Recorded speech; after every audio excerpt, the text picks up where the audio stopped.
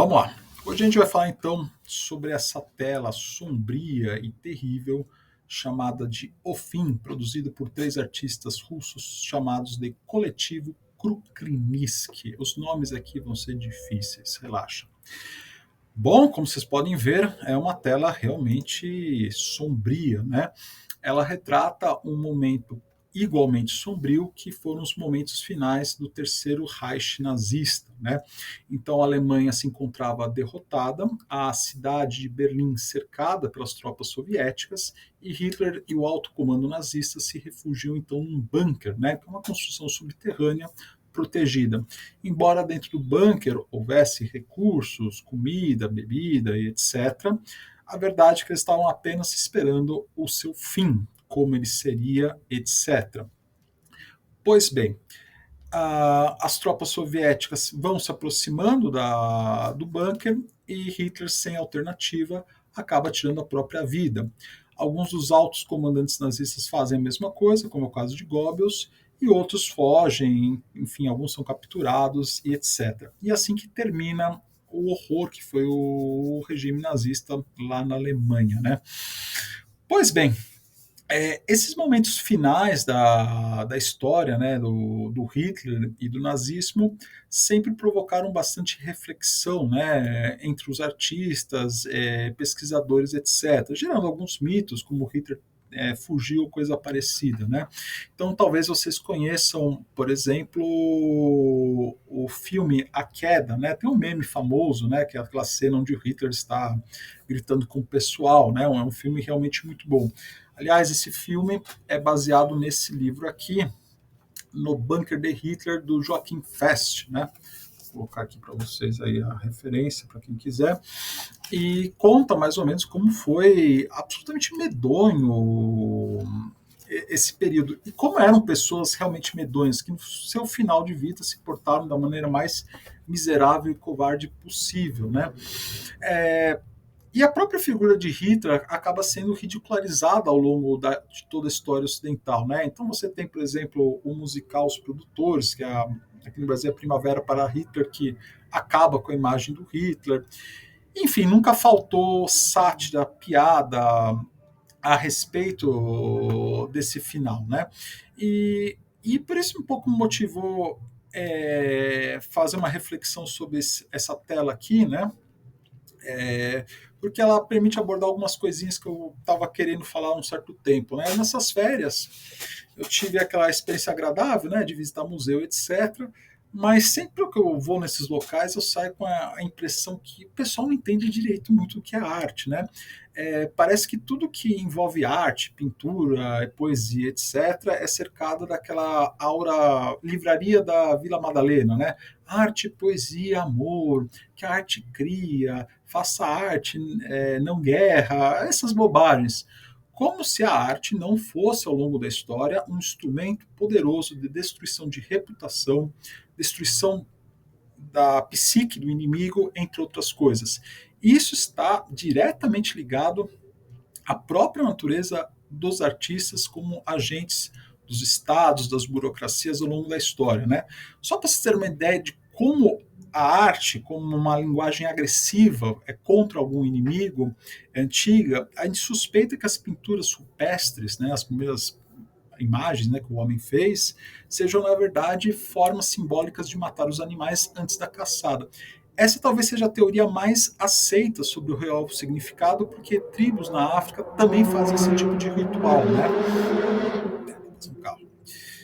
Pois bem, e você talvez já tenha feito isso, né? Ou seja, não sei, nesses tempos loucos, mas antigamente o pessoal colocava fotinho lá de alguém que você gostava, coisa parecida, aí riscava a pessoa concorrente, né?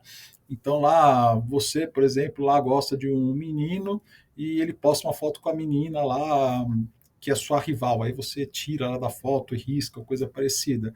Você está fazendo exatamente a mesma coisa, né? Quando os caras do boxe, do UFC, treinam olhando a imagem, coloca o cara no saco de boxe para bater, coisa parecida.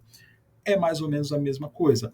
A linguagem política dos memes é isso. Nós adoramos ridicularizar políticos. é uma forma também de agressão, certo? Isso é tão antigo, pessoal, que a gente encontra, por exemplo, entre os assírios, cenas de justamente de humilhação, né? Nesse caso, é um rei de Israel ajoelhado perante os governantes assírios. Isso aqui era uma arte feita para humilhar, né?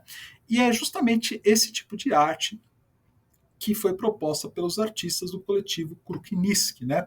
Agora nós entramos num assunto que eu acho que é bastante pouco conhecido, né? Pelo menos eu não vejo muito gente falar, né? Que é o humor soviético, né? Eu sei, né? Eu faço isso da minha vida, ok? Eu pesquiso essas coisas, né? Os Krukniski, na verdade, é o nome de três caricaturistas, né? Não ouso falar o nome deles. Vou falar mesmo assim. Krupinov, falei errado. Krylov, falei errado. E o Nikolai Sokolov, esse eu devo ter acertado possivelmente, né? Eles eram um trio, né? Que se engajaram durante a época da Revolução Russa, e aconteceu uma coisa muito interessante durante a Revolução Russa.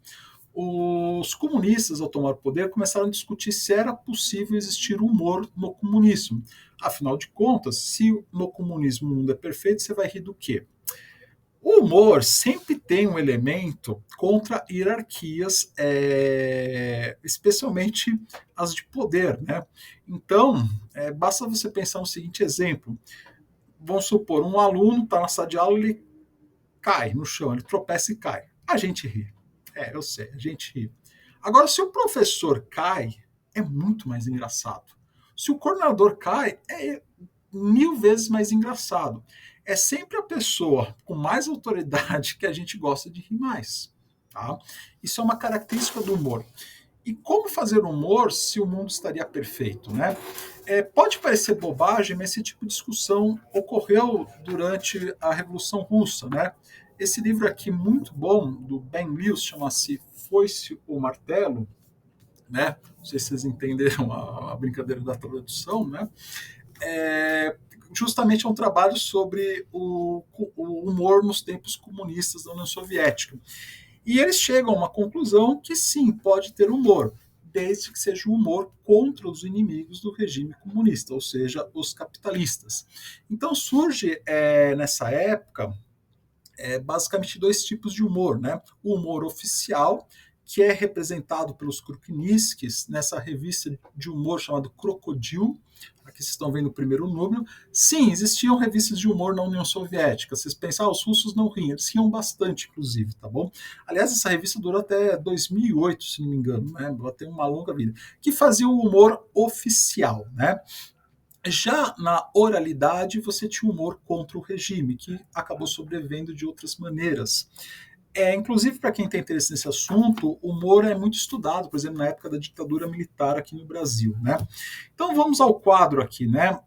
Esse quadro, no entanto, sai um pouco da linha dos Krukniski aqui, né? Os Krukniskis eram grandes caricaturistas, né? Eles têm várias caricaturas clássicas, onde eles sempre zombavam do Hitler durante a guerra. É um fundamental para Stalin e o governo soviético essa ridicularização do inimigo. Isso era importante como ferramenta de guerra, né?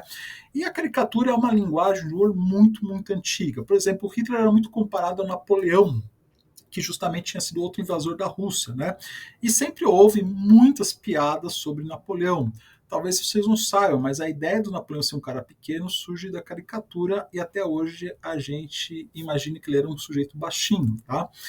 Mas essa pintura aqui sai um pouco dessa linha da caricatura. Ela é muito sombria. Ela é profundamente perturbadora, na verdade, né? Então nós estamos vendo aqui Hitler entrando quase como se fosse um zumbi, um morto-vivo, coisa parecida, saindo da sua escuridão. Há um sujeito atrás que possivelmente é Goebbels, né? Mas não dá para ter certeza. E ele vê um ambiente que era marcado pela ordem suprema, aquela coisa lógica dos nazistas, vendo um sujeito bêbado, dormindo, outro com uma mala aqui, jornais no chão, cadeira, etc. O ambiente onde o Hitler estava deveria ser o próprio reflexo do que os nazistas queriam como sociedade, né? Deveria ser uma coisa extremamente organizada, e tinha sido, né? Mas nesse final nada disso mais valia. Os Krupniskis, inclusive, eles chegaram a entrar dentro do bunker do Hitler logo após a invasão das tropas soviéticas. E eles perceberam, eles puderam gravar de memória algumas coisas para compor esse quadro, né? E aqui algumas fotos que foram tiradas, né? Então repara a questão dos quadros, né? Talvez vocês não saibam, mas Hitler tinha sido um pintor, um artista frustrado. Isso não é muito bom, né? Mas deixa quieto. Que acontece? Percebe como ele deixa os quadros totalmente desalinhados aqui, né? Ou seja, é como se o próprio mundo, o reflexo de Hitler, estivesse desmoronando, né? Então, é uma imagem que eu vejo muito pouco aqui no Brasil ser reproduzida, né? Porém, ela teve enorme sucesso. Ela ganhou até um prêmio do Stalin. Se bem que ganhar um prêmio do Stalin também não diz tanta coisa, mas ela foi muito importante para a criação da imagem, o imaginário soviético fixar a derrota do Hitler. Afinal, ela não foi vista, ela não aconteceu pela ação de soldados soviéticos, né? Então ela teve que ser produzida na nossa mente. Quando você pega filmes como Bastardos Inglórios, por exemplo, sem dar spoilers, mas basicamente a gente quer ver isso, né? Como todo mundo concorda que Hitler é o inimigo número 1 da humanidade, por assim dizer, é lógico que a gente não se importa com essa destruição da figura dele. A gente acha até uma coisa positiva fazer isso. Mas, volto a lembrar, a arte também é utilizada por isso. É também utilizada por sistemas autoritários para perseguir e destruir seus inimigos. Então, cuidado em achar que a arte é poesia, amor, ou slogans que você encontra na região da Vila Madalena ou coisas parecidas, né? É isso, gente. Até a próxima. Agora deixa eu apertar o botão aqui. Botão. Aqui, achei.